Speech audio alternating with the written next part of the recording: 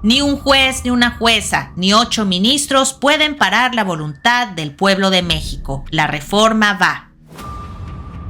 Claudia Sheinbaum, de frente a la nación, se negó a cumplir la orden de una jueza de amparo. No le ordenaron indemnizar a las familias de los miles de asesinados por el obradorato o revelar el origen de los recursos con lo que se pagaron los panorámicos que en todo el país promocionaban su imagen. La instrucción de la jueza era muy sencilla. Había que retirar la publicación de la reforma judicial del Diario Oficial de la Federación. La respuesta de Sheinbaum fue de una soberbia absoluta. No vamos a bajar la publicación y vamos a denunciar a esta juez ante el Consejo de la Judicatura. ¿En qué se basó la presidenta para desobedecer la orden judicial? En una falacia de muy mala factura. Una juez no está por encima del pueblo de México. Lo que no entiende la presidenta es que, de acuerdo con la fracción 17ª del artículo 107 constitucional y la fracción 3ª del artículo 262 de la Ley de Amparo, la autoridad que desobedezca un auto de suspensión, o sea, Sheinbaum, será sancionada con una pena de 3 a 9 años de prisión, una multa de 50 a 500 días o UMAS, que podría llegar hasta los 54,428 pesos, así como destitución e inhabilitación de 3 a 9 años para desempeñar otro cargo, empleo o comisión públicos. No somos ingenuos. Sabemos que Sheinbaum violó la Constitución con su desacato, pero también sabemos que no hay fuerza pública ni autoridades políticas dispuestas a hacer cumplir la Constitución y las resoluciones de los jueces. ¿Acaso la Fiscalía de Alejandro Gertz recibirá la consignación que haga la jueza y enterará del asunto al Senado? ¿Acaso el Senado, dominado por la servil fracción morenista, procederá penalmente contra la presidenta? ¿Alguien cree que habrá alguna policía que ejecute las órdenes del juez penal respectivo sancionando a Sheinbaum? La dictadura es el régimen político que por la fuerza o violencia concentra todo el poder en una persona o en un grupo u organización y reprime los derechos humanos y las libertades individuales. Resulta que Sheinbaum, por causa de la reforma judicial, concentra todos los poderes de la Unión, y que al usar la fuerza del Ejecutivo para negarse a cumplir las órdenes judiciales, destruye la efectividad del amparo, haciendo con esto ilusorios los derechos humanos y libertades que la Constitución le reconoce a los habitantes de México. La República ha muerto. Bienvenidos a la dictadura. No hay otra forma de llamar a este régimen que tiene todo el poder y lo usa para incumplir la ley. Esta semana, Arturo, escribí para Disidencia precisamente sobre a lo que estamos llegando, ¿no? El hecho de que Claudia Sheinbaum haya decidido activamente desobedecer una suspensión en televisión frente a la nación, pues es como la declaración precisa y completa de que se acabó la República. Estamos viviendo el tercer imperio mexicano. El tercer imperio mexicano, sí. Con la emperatriz, como habías dicho. La emperatriz de México. La emperatriz Claudia I de la casa Sheinbaum. Mira, creo que la gente, pues es que el derecho es de flojera, ¿eh? O sea, no creo que la mayoría de las personas les importe. O sea, les dicen, oye, desacató y pues ni siquiera entiendan de qué estamos hablando. ¿Qué desacató? Una orden, ¿de quién? No, de hecho, tú le dices desacató, ¿qué es eso? O sea, hay que decir, desobedeció la orden de un juez. Y te van a decir, oye, ¿por qué es importante desobedecer la orden de un juez? Porque si las autoridades administrativas desobedecen las órdenes de los jueces, entonces ¿para qué emiten órdenes? Son como las llamadas a misa. Eso es gravísimo, es la cosa más grave que puede pasar en una democracia. ¿Te acuerdas cuando existían los policías judiciales? Sí. ¿Todavía existen? Pues es que nunca fueron policías judiciales más que creo que en los primeros años del siglo XX. O sea, ¿te refieres a la policía investigadora actual? Sí, sí, hay una policía investigadora. No, o sea, me refiero a que tal vez este es uno de los problemas que tuvo nuestro sistema judicial, es que no se contaban. Se supone que el Poder Judicial emana estas órdenes y si entran en desacato, ¿qué consecuencias puede tener? O debería tener. A ver, la Constitución dice que seas quien sea, Ajá. lo dice el 107 constitucional y lo dice el 262 de la Ley de Amparo, a ti te tienen que meter a la cárcel, te van a poner una multa y aparte te destituyen e inhabilitan. Si desobedeces cualquier orden judicial. Cuando desobedeces una suspensión, Ajá. que es la orden judicial dentro de un juicio de amparo en que te dicen, a ver, deja de hacer esto. Así que o sea, el juicio de amparo es muy importante porque es el juicio que te protege de los abusos inconstitucionales y por eso las suspensiones son sagradas, vamos a decirlo así. Y pues bueno, jamás habíamos tenido un gobierno así de cínico. Te voy a poner un ejemplo del pasado. Hubo un ministro de la Corte, Vázquez del Mercado, que en la época de Pascual Ortiz Rubio, por una desobediencia a una suspensión, en protesta a que Ortiz Rubio no había respetado la suspensión, renunció a ser ministro. Ok. Así, una. O sea, y no creas que dijo Ortiz Rubio, yo la pienso desobedecer porque me pega la gana. Fue por debajo del agua. O sea, aquí estamos hablando de que dijo, no la voy a obedecer con plena soberbia. En televisión nacional. En televisión, diciendo pues que es ilegal, vamos a investigar a la jueza. O sea, una actitud que es totalmente persecutoria, dictatorial. Recordemos que una dictadura es cuando todos los poderes lo tiene un solo cuate y no respeta derechos humanos. Pues esos dos elementos aquí están. Ya que controla el Ejecutivo, controla el Legislativo, la reforma judicial es para controlar el Judicial y pues bueno, pues ¿qué derechos vas a tener tú vigentes si resulta que las suspensiones, que son las que te protegen de los abusos contra derechos humanos, simplemente no las respetan? O sea, los niveles de gravedad son enormes. Ok, sí, los niveles de gravedad son enormes, pero ok. Dice Claudia, volvemos al tema. Tú, ser humano normal, que supone que hasta el presidente o el presidente, ¿por qué dije la presidenta? Qué pendejo. Es un ser humano común y corriente que tiene que acatar la ley. Si desobedeces, ¿qué sigue? ¿Cuál es el siguiente paso? A ver, la jueza tendría que abrir un incidente, estudiar el incumplimiento y si se da el incumplimiento tendría que avisarle al Ministerio Público. El Ministerio Público tendría que iniciar... ¿Cuál Ministerio Público? Federal. Federal. Tendría que abrirse toda la investigación y en el caso específico, ahí te va. No es que vaya a seguirse el trámite que te llevarían si a ti te presentan una denuncia. De acuerdo a la Constitución, se siguen los procedimientos del 110 y el 111 constitucional, que son diferentes al del juicio político. Te platico rápidamente porque no quiero aburrir a nuestra audiencia. Lo único que pasa es que el Senado estudia el caso y dice, oye, pues sí procede o no procede, y si procede, pues vámonos. O sea, se procede penalmente contra el presidente o presidenta. El Senado dice. El Senado. No entran las dos cámaras como el juicio político. El Senado que, a ver, volvamos al tema. Ministerio Público Federal, es decir, Fiscalía. ¿Quién la controla? La controla la 4T. El Senado, ¿quién lo controla? La 4T. Es que eso es lo que pongo, en mi columna. A ver, jurídicamente... Ahí hay una falla. No es que haya una falla. ¿No es una falla? No es una falla, es otra cosa. A ver, ahí te va. Jurídicamente lo que procede es que esta señora la metieran a la cárcel, a Claudia Sheinbaum. Políticamente eso no va a suceder porque tienes realmente eso no va a suceder. No, es que vuelvo a lo mismo.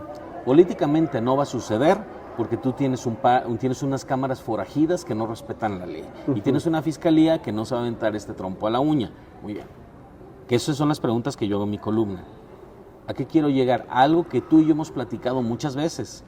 Basta con que haya un solo general de división que no esté de acuerdo con esto que está pasando y diga, yo voy a hacer cumplir las sentencias de los jueces federales para que este chistecito se ponga bien feo.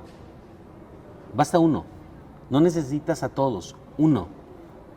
Y yo tengo entendido, no me dedico a platicar con militares, pero sé que hay un grupo desde el sexenio pasado, que acaba de terminar, que no está totalmente alineado con la 4T, en el cual hay varios generales. Incluso en ellos fue fiscal general de la República. Ese uno. Llega con ¿cómo le llaman? ¿Una cuadrilla? Llega con un escuadrón, pelotón. Ok, arresta a Sheinbaum, desactiva ¿cómo se le llama? ¿Quieres que te platique la estrategia completa como si fuera una novela? A ver, dale. A ver. Porque esto ya pasó cuando Álvaro Obregón quiso asesinar al constituyente. Para que veas cómo son las cosas, ¿eh? Ajá. Más bien, no fue Álvaro Obregón, fue Carranza. Carranza se dio cuenta que le estaban reformando el proyecto que le había presentado. Le había presentado un proyecto muy cachetón para que la Constitución del 57, que es la del 17 ahora, quedara como él quería. Y pues empezaron a meter derechos sociales, los más radicales, y entonces iba a masacrar a los constituyentes en Querétaro. Y Álvaro Obregón lleva un contingente completo a proteger al constituyente. No dice, me voy a enfrentar a Carranza, sino simplemente dice, nosotros venimos a respaldar al constituyente, lero, lero, candelero. Pero Carranza se dio cuenta de que iba a tenerse que partir el queso a todo lo que daba si pretendía matar a los constituyentes. Bueno, eso no se nos debe olvidar. No es la primera vez que pasa algo por el estilo.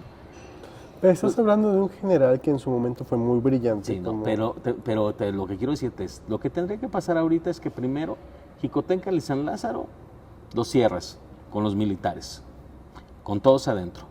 Hace lo mismo en Palacio Nacional. Pero para eso ya no necesitas un pelotón, necesitas varios. ¿Tres? Si hay generales.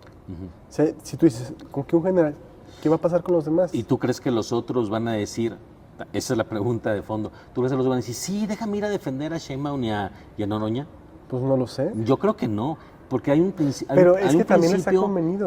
No, hay un principio entre los generales, déjame decirte eso, perdón que te interrumpí. Perro no come perro. Es muy difícil que un hermano de armas se vaya contra otro hermano de armas por un político. Ojo. O sea, van a decir, mira, por defender a Sheinbaum yo me voy a ir a meter, a agarrarme a trancazos con alguien más del ejército también. No van a intervenir simplemente. El problema sería que estos militares atacaran a otros militares. ¿No crees que eso sea posible? Yo creo que es más difícil. Incluso entre los conflictos que hay entre militares y marinos. Yo creo que si es militares y marinos, pues es más probable. Pero con todo, cuando ha habido conflictos entre militares y marinos, ha privado en primer lugar la cordura, porque si no ya se hubieran masacrado entre ellos, a pesar de que tienen rivalidades. O sea, es que es la hermandad de armas. Entonces, a ver, sería más fácil que el general disidente tuviera un contacto con los otros generales que le dijeran, oye, ¿sabes qué? Deja de hacer esto. Pero me queda claro que no todos están conformes con lo que está pasando. Bueno, así hay generales, que hay militares patriotas que no están de acuerdo con que se pisotee la Constitución.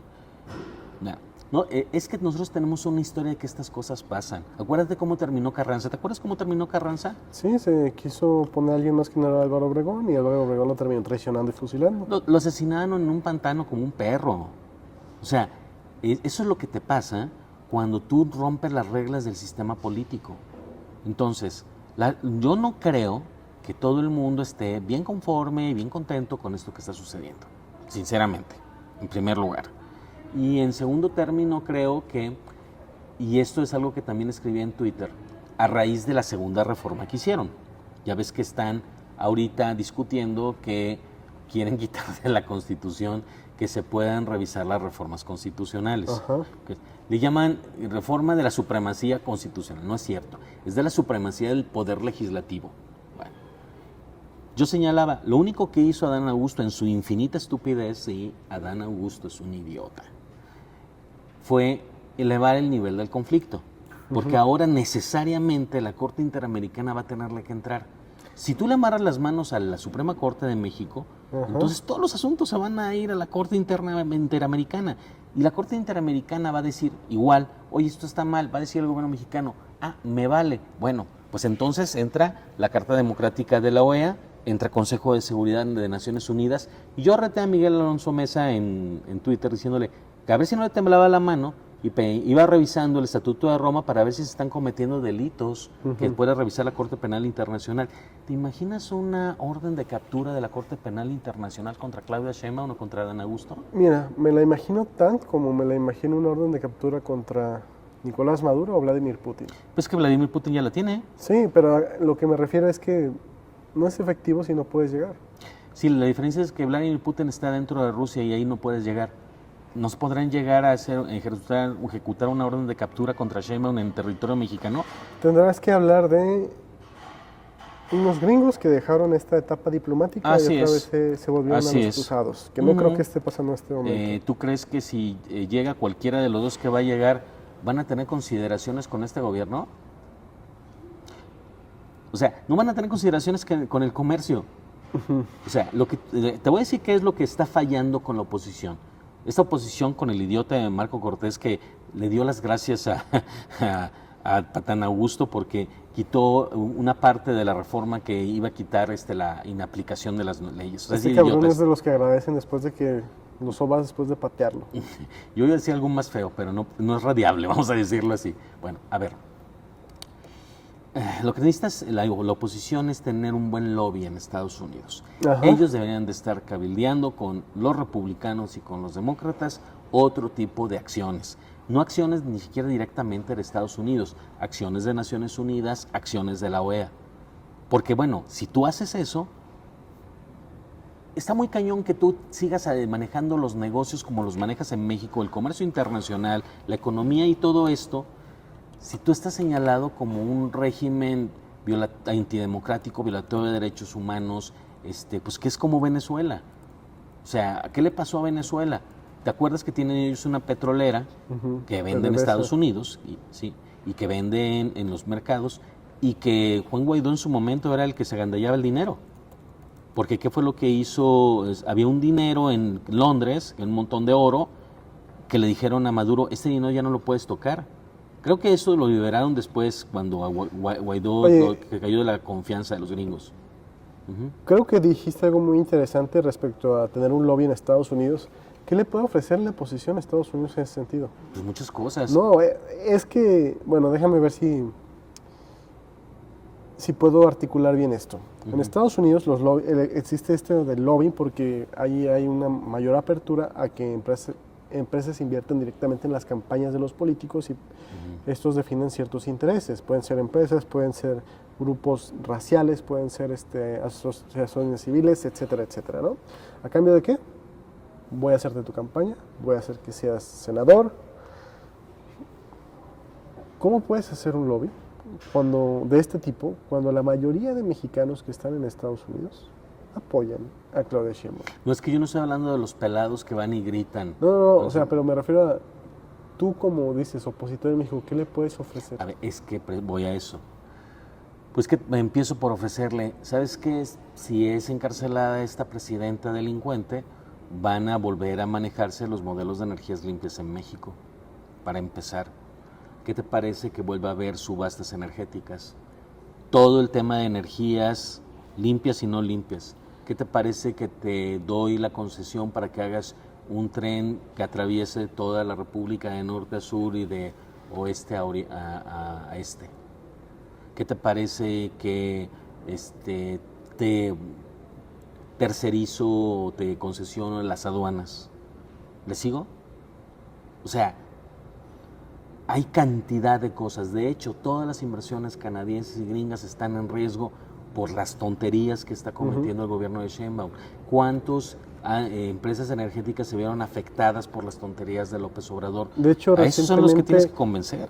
Fue muy divertido. Recientemente hice una publicación en X, antes Twitter, referente a que Estados Unidos iba a comenzar a restringir la importación de gas a México, o la exportación de Estados Unidos a México para que importe gas. Y bajo estos argumentos de la declaración era que México estaba siendo un país demasiado corrupto, que había demasiados robos de las pipas, de gasolinas, de gasoductos, etc., etc. Y al final hablaba, y esto fue algo muy divertido, porque incluso se me subió encima un periodista del Reforma, al Twitter, a estar ladrando el cabrón, diciendo, es que ahí dice que solo habla de que ya no van a permitir que México exporte gas a otros países. No es como, vamos a exportar a México, pero no vamos a dejar que México exporte a otros. La cantidad que México exporta de gas es mínima. Lo que yo veo, y ellos en esta misma, ¿cómo le llaman? Esta iniciativa, vamos a ponerla así, hablan de que no hay una seguridad porque hay demasiado robo de combustibles, entre ellos pues, el gas natural que ellos procesan en Estados Unidos y traen acá. Para mí se me hace una especie de que si esto pasa, en cualquier momento le cierran la llave del gas a México sin decir explícitamente vamos a cerrarles la exportación, ¿no? Es decir, no confiamos en ustedes, no sabemos qué tanto gas ustedes estén mandando a otros lados, para otros destinos, para Cuba, vamos a empezar a bajarles la exportación de gas. A mí eso es lo que entre líneas yo leí. Así es. Bueno, ahí tienes un ejemplo. Estados Unidos utiliza mecanismos de violencia gradual. Primero hago una cosa, te cierro la frontera, sale por ahí algún legislador que no sé qué tan efectivo, es un republicano, si mal no recuerdo, que propone que se haga esto, y le van subiendo el tono. O sea, no todo termina en un noriegazo de 3.5 segundos, sino pues Maduro desde hace rato no estaría ahí. El problema es, y lo hemos platicado en otros episodios, es que México es frontera sur de Estados Unidos. Y no es lo mismo tener a Venezuela, que no es frontera tuya, haciendo dagas, a que sea México. O sea, lo que yo digo es, a lo mejor ahorita hay mucho gringo que no está interesado en esto, están preocupados por las campañas presidenciales, pero lo que tendría que hacer PAN y PRI, los empresarios, la gente interesada con esto, es cabildear. Oigan, tenemos este problema, tenemos un régimen forajido, se pasa las suspensiones por alto, pretende que la Corte ya no pueda revisar. Imagínate lo absurdo que es. Yo puedo entender que haya gente muy cuadrada que diga, mira, pues es que si de fondo está mal, ¿cómo van a cambiar una reforma constitucional? La van a anular. Pero oye, imagínate que dicen en el Congreso, sí tuvimos las 2/3 partes de los votos y no se juntaron, ¿cómo no va a revisar eso la Corte? Perdón, pero es una pendejada tan siquiera plantearlo. Bueno, te están diciendo eso. Yo pregunto, ¿no puedes tú convencer a estos grupos de interés para que presionen para que el gobierno de Estados Unidos mueva los hilos internacionales? O sea, insisto, Putin tiene una orden de aprehensión, por eso no va a muchos lados. Pero México es frontera con Estados Unidos. Es relativamente fácil que... Simplemente imagínate el impacto político que tiene que el día de mañana la Corte Penal Internacional exigir una orden de aprehensión contra estos cuates, contra Sheinbaum, contra Adán Augusto, contra Monreal, contra Noroñas. Imagínatelo 2 segundos. No, sí tendrá un impacto muy grande, pero pues no, del dicho al hecho. Es que hay que cabildearlo. A ver, lo que sí te voy a decir y quiero hacer, con esto yo voy a concluir lo que opino al respecto, es, todo esto que está pasando es culpa de dos cosas. De los mismos errores que han tenido algunos profesionales del derecho, ¿sí? O sea, hay que decir que pues esto no es gratuito. Y dos, de tener una oposición que es buena para nada, que le da las gracias a Adán Augusto. Dilo con todas sus letras, de tener a Marco Cortés y Alito Moreno. De tener a Marco Cortés y Alito Moreno y un PRD que ya es inexistente, ya se murió. O sea, pero es que son todavía con lo que tienen, incluyendo Movimiento Ciudadano a nivel nacional, deben de estarse moviendo. ¿Qué fue lo que dijo Clemente? Con todo el cariño que le tengo a Clemente, salió con que estas reformas eran reformas de la derecha, que porque la izquierda es bien buena. O sea, Clemente es un hombre muy brillante, pero de repente le pega la ideología. Ese no es un tema de izquierdas, por favor. No es un tema de izquierdas ni de derechas, es una dictadura. Es un tema de dictadura, que son de todos los colores y de todas las ideologías. Bueno, ellos son los que tendrían que estarse moviendo. Pero ahora, ¿les da la espina para enfrentarse, ahora sí, que de veras, con el gobierno federal, o van a seguir nadando haciéndole al menso? No, yo creo que va a seguir así. Entonces, bueno, ¿te acuerdas que platicábamos hace unos episodios de que tenemos una oposición que no sirve para nada y que necesitamos nuevos partidos? Sí. Pues ahí lo tienes. Sí, pero también tienes a los grupos empresariales. Pero tienes a TADEI, tienes al TRIFE, bueno, al Tribunal Electoral, sí, completamente tomado ya por Morena. Nuevamente. ¿Y qué va a pasar en el momento en que le suelten una pedrada a la cabeza? ¿Tú qué crees que va a pasar con todos ellos? Bueno, yo te voy a decir, en un operativo, voy a terminar ya porque estoy extendiendo mucho porque es un tema que me gusta. El 136 constitucional dice que tú tienes que destituir a un gobierno que no respeta la Constitución. Ok. México ya está en ese momento. Tienes un presidente que no respeta la Constitución, que no respeta las suspensiones de amparo. Bueno, ya entramos en el supuesto del 136. ¿Estaría legitimado el ejército, el pueblo, la sociedad civil para destituir y juzgar a estos cuates? Nada más falta ponerle el cascabel al gato. Yo quiero preguntar quién va a cabildear esto. ¿O van a esperar a que salgamos la sociedad civil a manifestarnos, como diario? Mira, yo veo un México muy cobarde. Así es. Si te soy sincero. Yo he tenido alegato y lo sigo llevando a cabo, de no pagar impuestos. ¿Lo has visto? Sí. Y no falta el tuitero opositor débil y cobarde que me dice, es que Hacienda me castiga. O sea, se trata de un desacato ahora a la autoridad porque ellos no están acatando a la Suprema Corte. Te voy a echar mejor una porra. ¿Te acuerdas de un tuit que subiste en el que está George Washington? Eso es. Platícalo mejor. Es una pintura que escogí con George Washington y ¿cómo se llama este? Y Benedict Arnold, ¿no? De justamente Sí, el traidor Benedict Arnold. Donde una de las principales quejas de los americanos eran los impuestos de los británicos, no taxation without representation. Y entonces yo puse así entre comillas, oye Washington, pero es que tenemos que seguir pagando impuestos a los británicos porque si no nos va a ir muy mal con ellos. Sí. Y dices, si los revolucionarios de cualquier época hubieran tenido miedo a lo que les hubiera pasado con la autoridad, simplemente no existiría Estados Unidos. No existiría Estados Unidos. Pues, entonces, por favor, nos va a multar el British SAT. Por favor, nos va a multar Hacienda. Por favor, nos van a congelar los sellos. Ah, pues gracias, cabrón. O sea, si tú quieres seguir siendo esclavo y le tienes miedo a Hacienda, pues vas a seguir siendo esclavo. Esto tiene que aprender a medida de que más gente se anime a decir, ¿sabes qué? No importa que sea ilegal, porque sí, es ilegal no pagar impuestos. Pero como diría el changoleón legislativo, no estoy robando. Es ilegal, pero no estoy robando. Yo voy más allá. El SAT debería tenernos miedo a nosotros, no nosotros al SAT. Sí, justamente. El SAT debería tener miedo a los contribuyentes, Así es. No al revés. ¿No? Somos contribuyentes, no sus pendejos. No somos sus pendejos. Entonces, ánimo, no paguen impuestos, ya sé que es ilegal. Y que chingue su madre el SAT. Pero que chinguen a su madre. Si ellos no hacen caso, pero que chingue tampoco. su madre el SAT. Y que chingue a su madre el SAT. Muy bien. Pasamos al siguiente. Siguiente tema.